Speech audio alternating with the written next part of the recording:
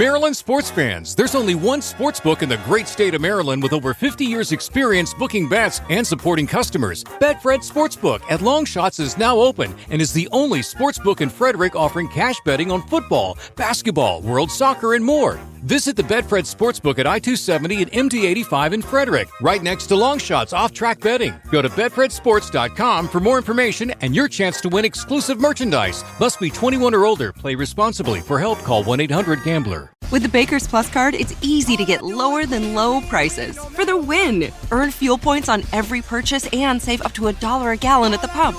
The Baker's Plus card. All you do is win. Big, big savings. Sign up now at bakersplus.com and start saving. Baker's. Fresh for everyone.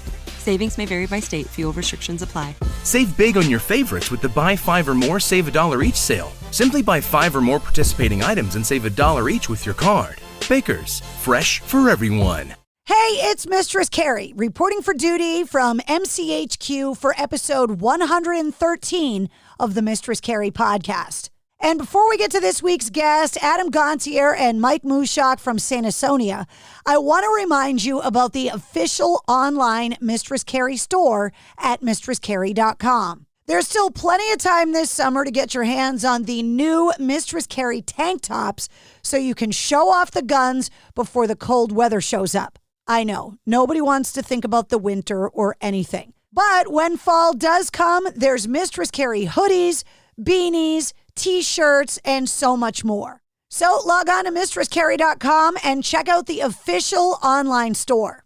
And if you have a Mistress Carrie Backstage Pass on Patreon, there's a pretty good chance there's discount coupons for you to get all your Mistress Carrie gear at a discount. Okay, I can't believe it's been this long, but back on July 29th of 2020, Adam Gontier and Mike Mushak from St. Asonia were on episode 8 of the Mistress Carrie podcast. And now, over 2 years later, they're back on episode 113. And I caught up with the guys to talk about their new music, Introvert, to find out how they spent all of their time during the height of the lockdown, and to see if they were tired of being locked in the house with their families yet. We also talked about some pretty interesting skills that the guys have, what their idea of perfect songwriting is, the music they grew up listening to that inspired the music they make today. We talked about their families, their upcoming tour, and so much more. It's amazing how much can change in 2 years. So allow me to reintroduce you to Adam Gontier and Mike Mushak from St. Asonia.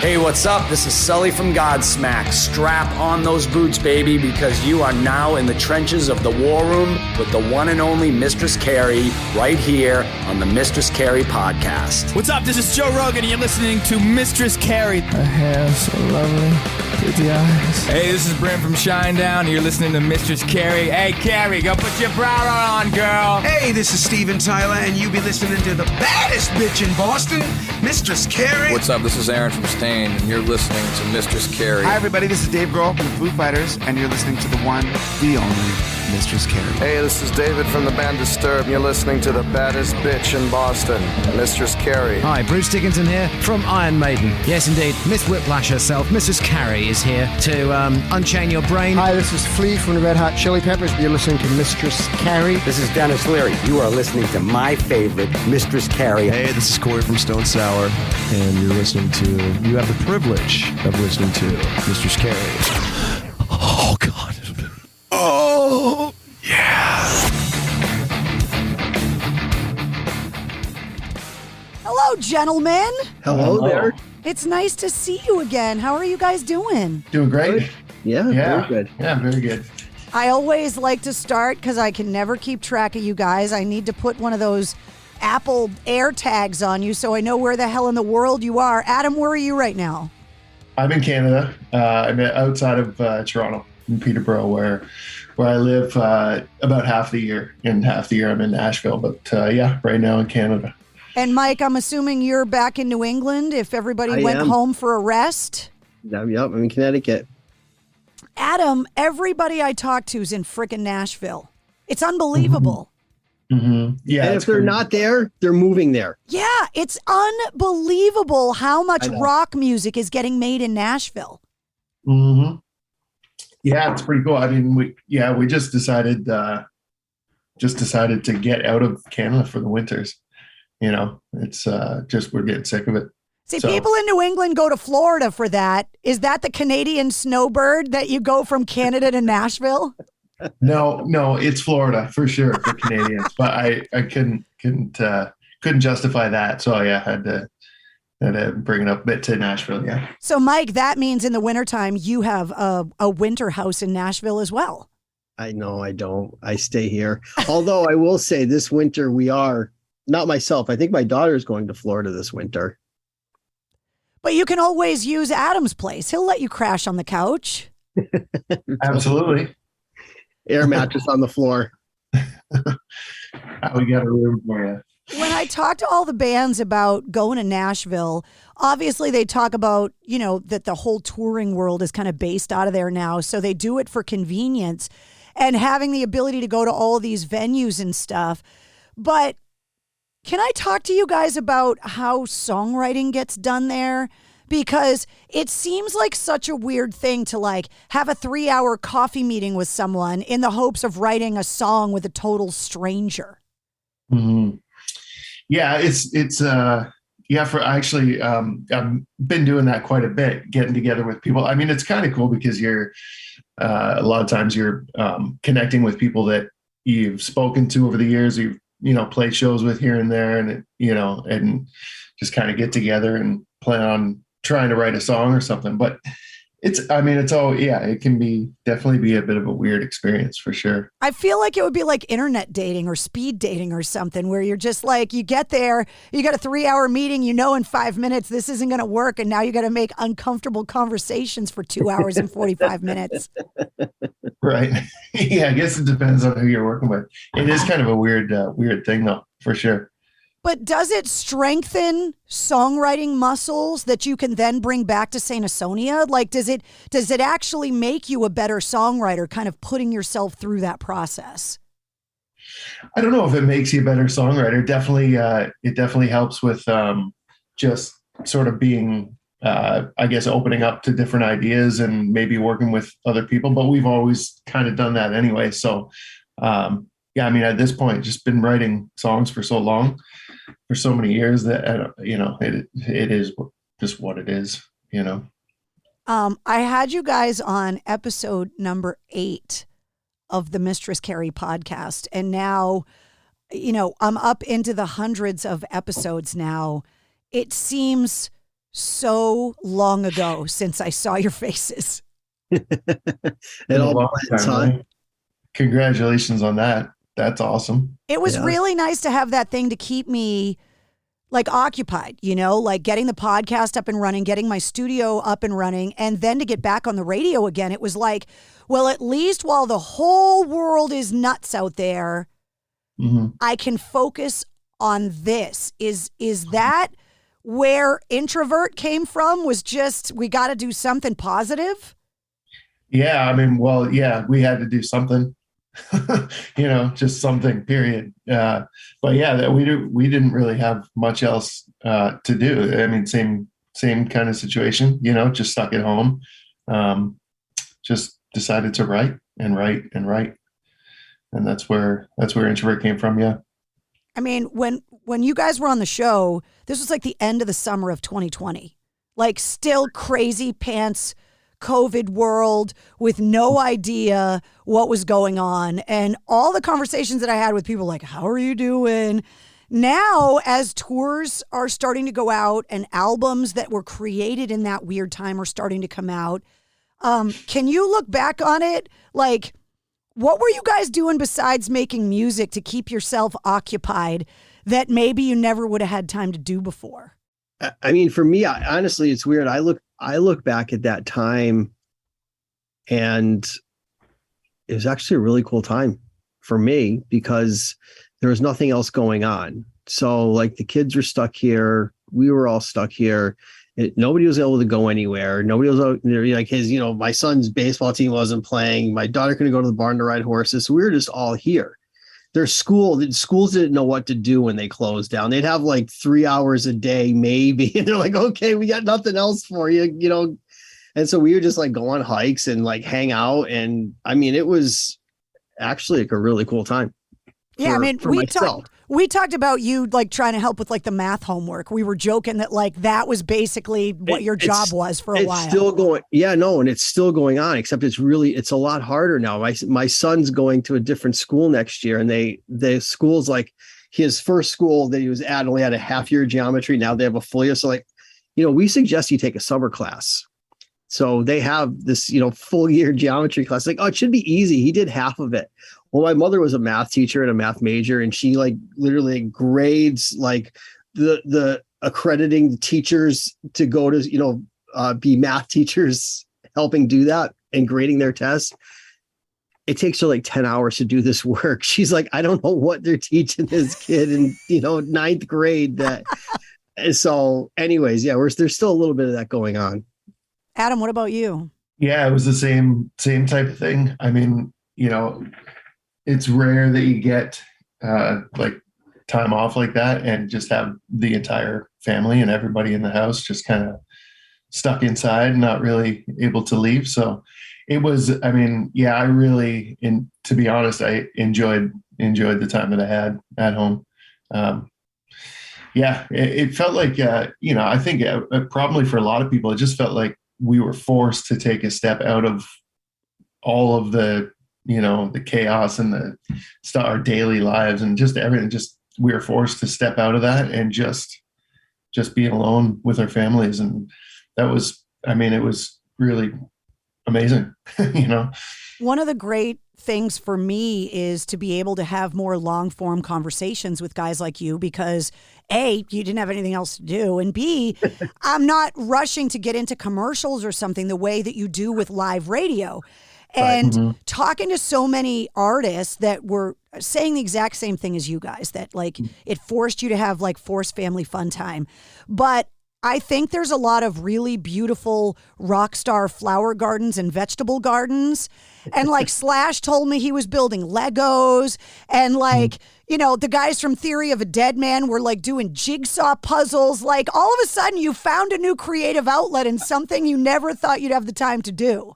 Yeah, I redid a bathroom and two bedrooms at that time too as well. My daughter got her whole thing redone. And I thought like I didn't know that like, you know, Home Depot and Lowe's was going to be essential. So I remember like coming up with a list of everything I would need and going there and with a pickup and buying all this stuff. And they're like, no, we're not closing on Monday. We're still going to be open. Like, oh, thank God, because I don't need a million more things. Did you learn how to tile? Did you do the tile work yourself? I did all the tile. No, I've done it before. I did all the tile work. Yeah, I did. You should see it. It came out great too. I did everything. We've got plumbing. We've got a reality construction show in the works where Mike we do does bathrooms and different things. Listen, I got a bathroom upstairs that I need to replace the tub because it's stained purple. Yeah. And I couldn't wonder why. I know, right? And why don't you just get the tub refinished purple? Well, what I'm thinking is like to get some kind of cool black tile or something so I just don't have to worry about it ever again. No, there you go. Yeah. Yeah. Totally. You should do. So when you're done, you know, or use better dye. Yeah. I don't know.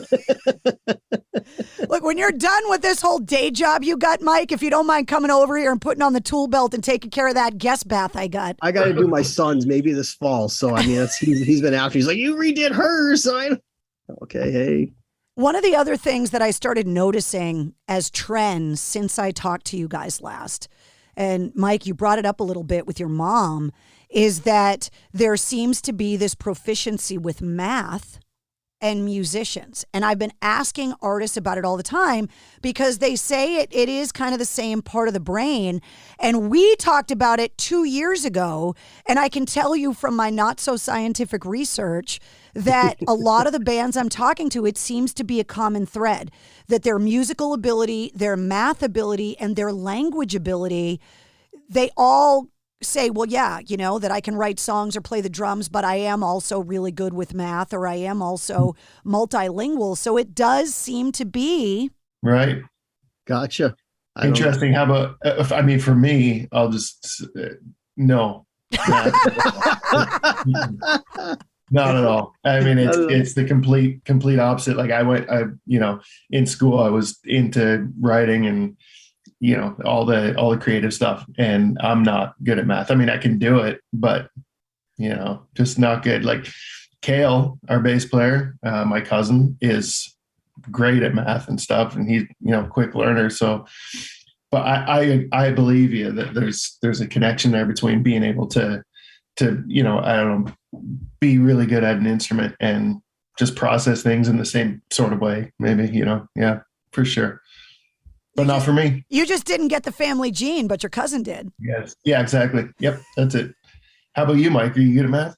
I mean, I'm like 2 classes away from having a major in math as an engineer. There you go. That's why it made me bring up the conversation back on episode 8, because I was like, you're the perfect example of it being a true theory. Right. Yes. Yeah. I don't know. Yeah, sure. Mike can also read backwards. So, I mean, he's got quite the brain. Shut up. Can you really? I'm at Cladstraucab. No way. Say, Anya.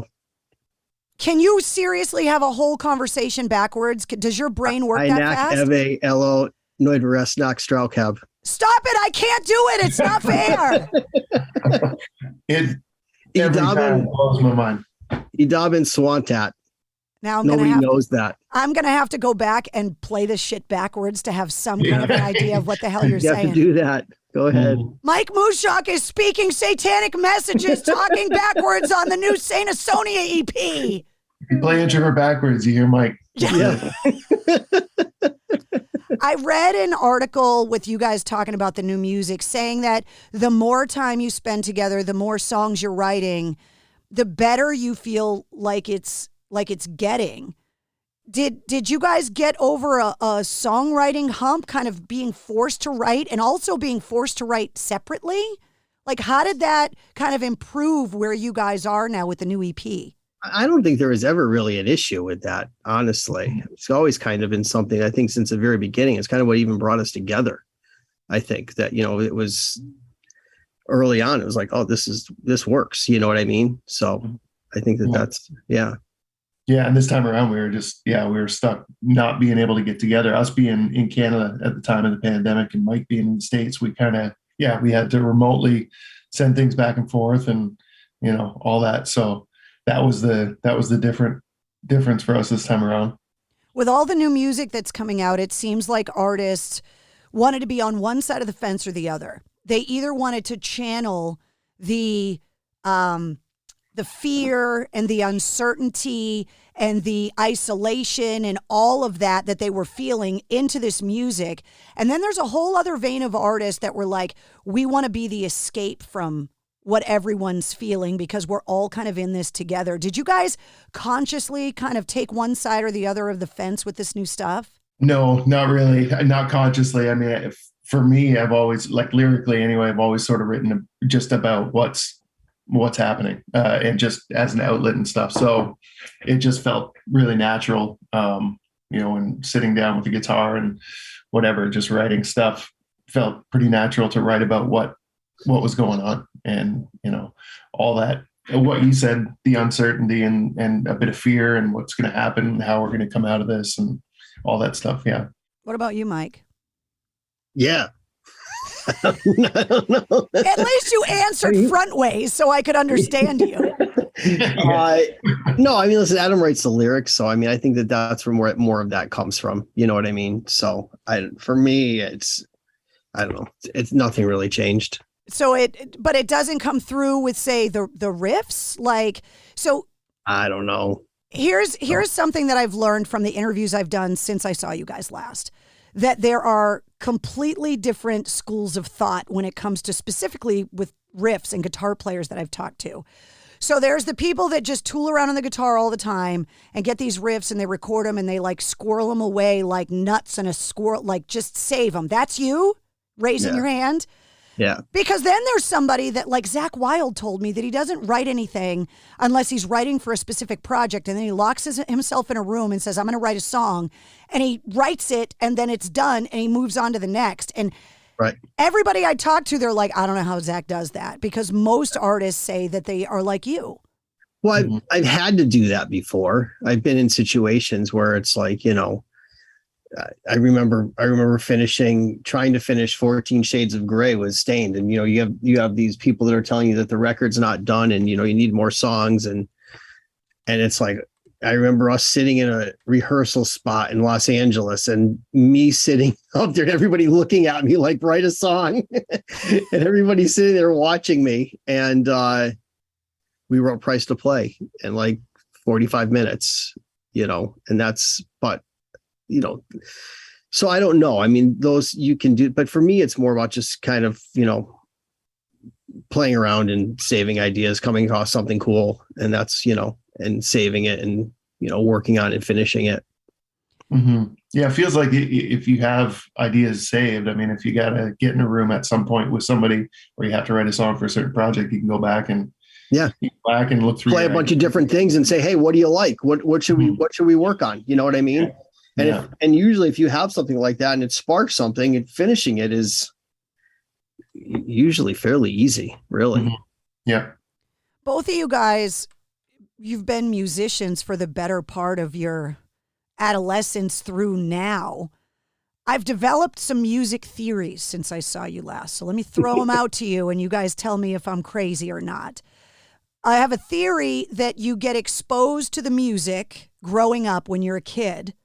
The cool uncle, dad, older brother, and that's like the soundtrack to your childhood. And then there's a day where you get exposed to something that maybe no one else likes but you, or you finally have developed enough of a musical taste where you go, that's me, that's what I like, that's mine. Mm-hmm. So each one of you, what was it that you got exposed to growing up? And then what was that thing that started a new musical era in your life? You want to go, Adam?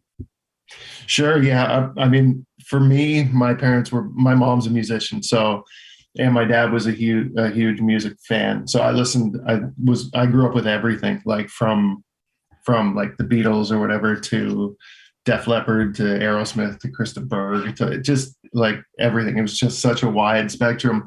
So yeah, anytime I hear any of that stuff, like you said, it's it's my childhood and that sort of thing, just like anybody else, I guess. But I think probably when I was about 14 and heard the Seattle bands, like Nirvana and Pearl Jam and Soundgarden, all that stuff, Alice in Chains, that was it for me for sure. And because that's when I was just starting to learn how to play and starting to want to write songs and stuff. So that just had a massive influence. And that was it for me. Like those, it was Pearl Jam and Nirvana for sure. Was it the lyrics or the sound or both? That was both. It was both for sure. Yeah. I mean, Eddie Vedder's voice just blew me away back then. I was, just blown away. And Nirvana was just so different, and it's so heavy and cool and still is.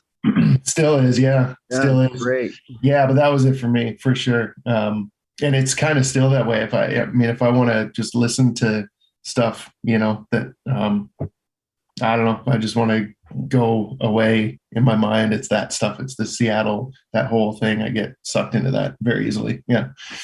What about you, Mike? I'm so old. There's a few of those turning points for me. So it's like, definitely steps and layers. And, but, first was like folk music for me. That's what my parents listened to, whether it was like, Harry Chapin or Jim Croce or James Taylor, Elton John, or, that type of singer-songwriter type of thing got me wanting to play guitar. And then, Led Zeppelin and Van Halen were probably a huge, like Van Halen for me was, I heard Eruption and it was just like, it still stops me in my tracks to this day when I hear it. You know what I mean? And then then probably like Pantera was another one that really did, Rage Against the Machine was another one for me. And that's like, the Seattle time. I think that was, the same type of thing. Soundgarden, Alice in Chains, Pearl Jam. I've never heard of any of these bands you mentioned. Well, I left out, there was a huge thing for me where because I was I read instrumental music because I could never find a singer. So I was like that, I took lessons with Tony McAlpine, who was like, a shrapnel shredder, fantastic person, musician, the best I've ever met, and, Yngwie, Tony. I went through that whole shrapnel just playing, soloing over everything for years. So that was, but I'm talking about then the stuff with a singer. And then when Stain finally started, it was like I had soloed so much I didn't want to anymore. And a lot of the songs didn't have the solos in them. Like you listen to like Deftones and there's no guitar solos in it. I'm like, oh, this is cool. I don't want to solo anymore either, So, well, the last time I saw you guys, Eddie Van Halen was still alive. I mean, it seems like a different world. Yeah. The whole rock community and the inability to honor him properly because of COVID, to really be able to pay tribute. I think the rock community kind of still needs to do whatever Wolf wants to do to honor his dad and whatever Alex wants to do. But it's like, right. There's that thing that is left unsaid, that way to publicly memorialize. I mean, it's, legend. I mean, it's the guy impossible to measure his influence, right?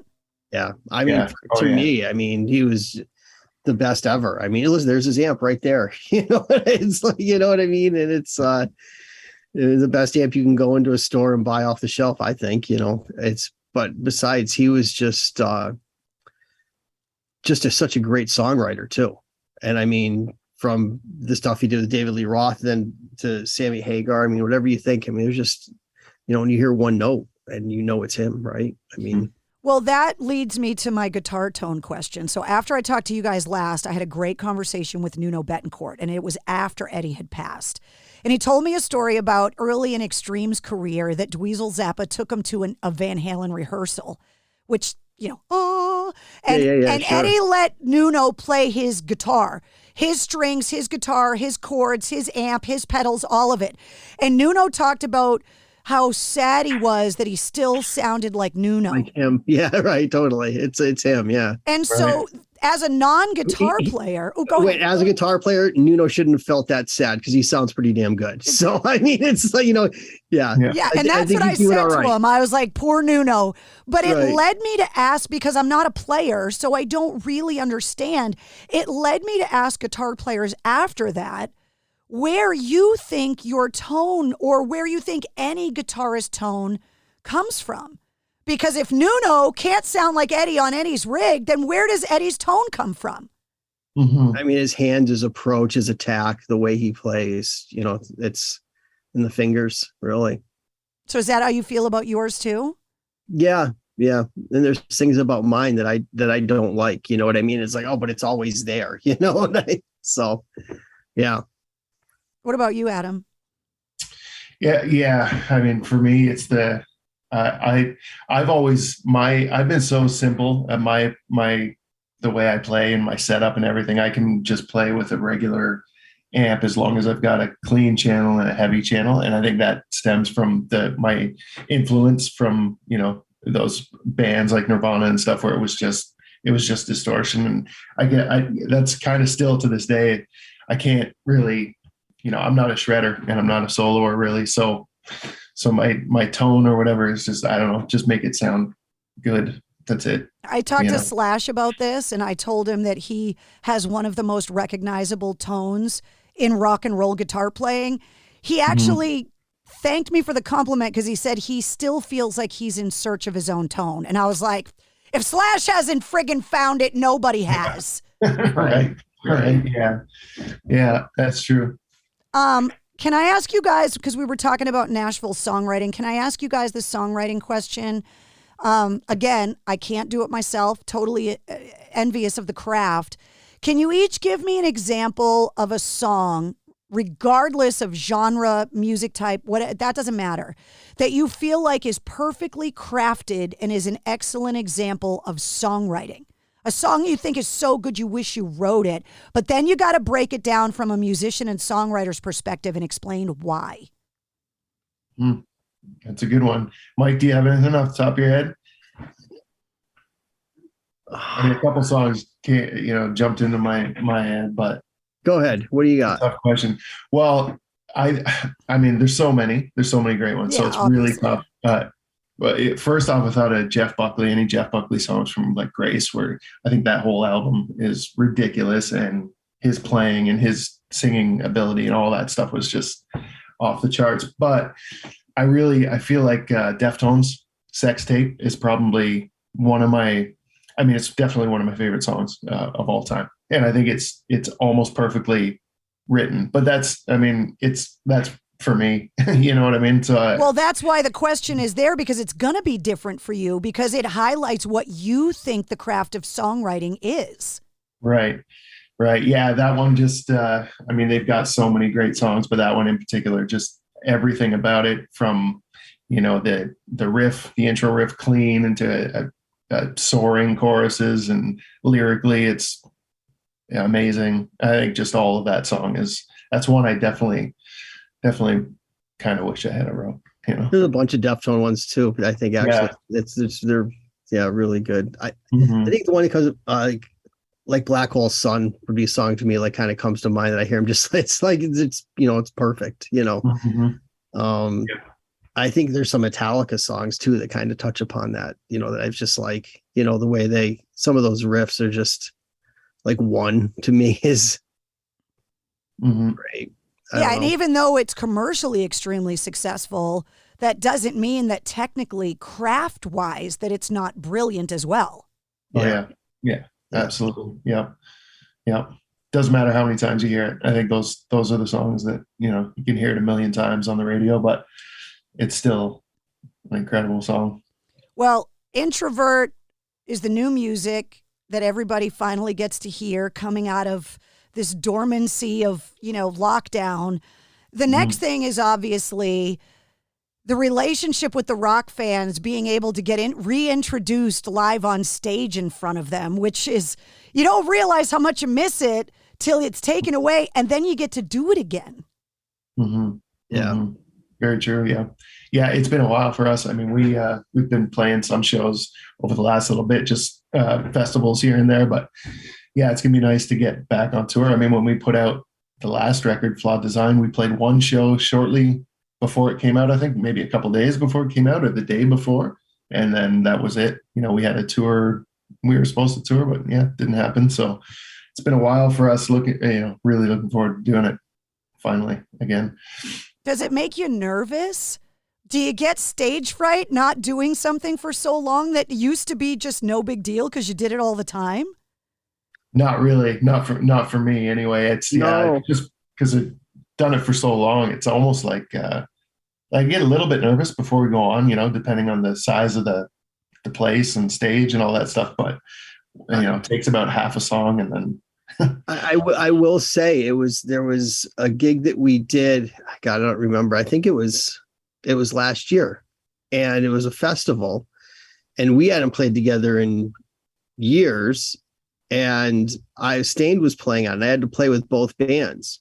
And so those guys rehearsed in Canada. And again, I couldn't go up to Canada, and it wasn't going to happen because I had these other rehearsals.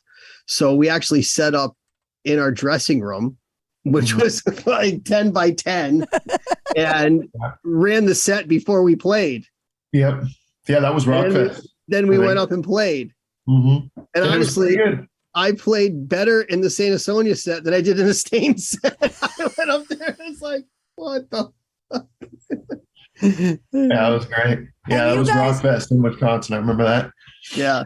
And you're not just like starting back off again in like little club shows, like Incarceration and some of these festivals. Like, these are massive crowds of people. It's like you go from 0 to 100 fast. Yeah. That way. Yeah, for sure.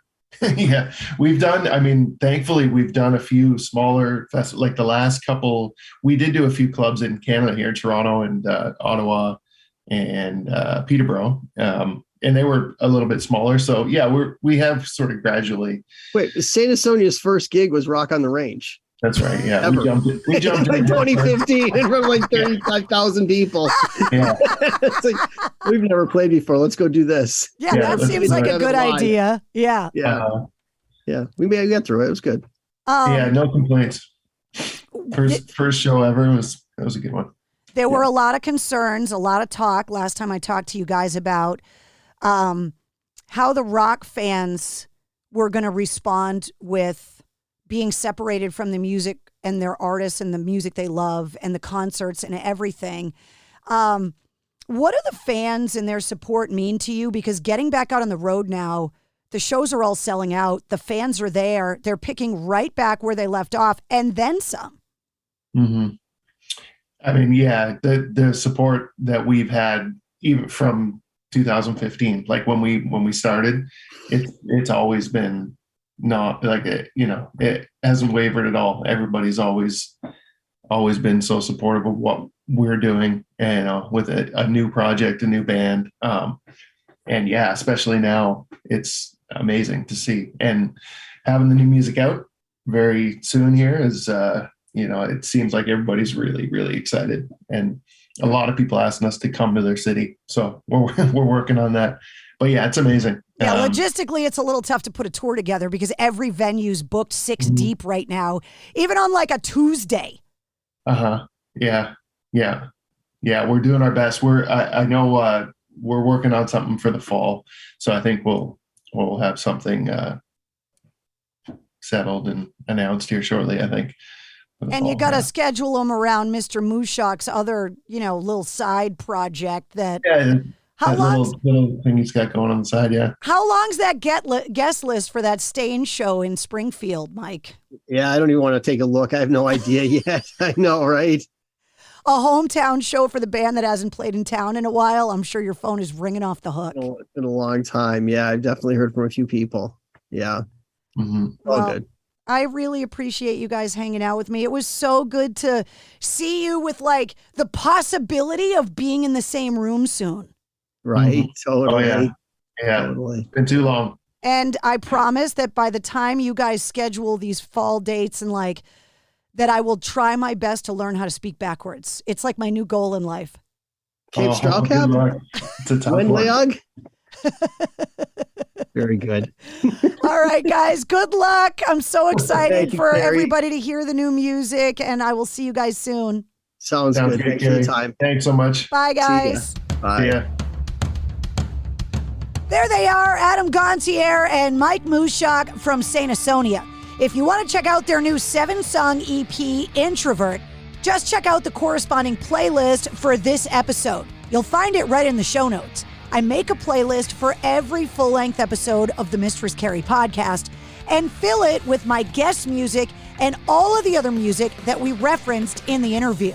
You'll also find the link to their first appearance on the Mistress Carrie podcast way back on episode 8.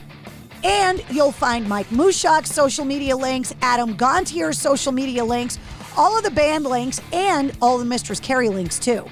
If you liked what you heard, don't forget to like and follow the Mistress Carrie podcast. New full-length episodes come out every Wednesday.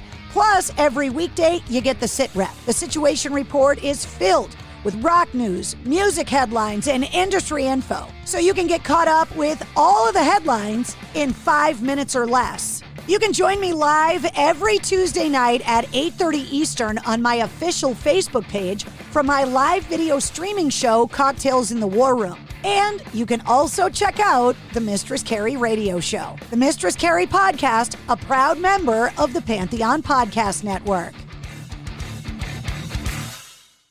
At Progressive, we know there's nothing like the feeling of riding your motorcycle with your buddies on the open road. It's a potent cocktail of thrills, laughter, and pure adrenaline. A feeling that would be impossible to recreate on the radio. Until now. Hit it, sound effects guy! I'm real proud of you, son.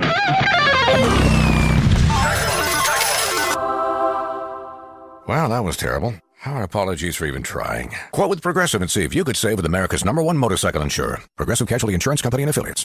At the Home Depot, we're dedicated to helping you build the skills that get your home projects done right. That's why we offer free and interactive online DIY workshops. During the live streams, our knowledgeable associates help you tackle your DIY projects no matter your age or skill level. You can learn how to install new single-pole switches, as well as standard duplex and GFCI outlets. Register for free at homedepot.com/workshops. The Home Depot, how doers get more done.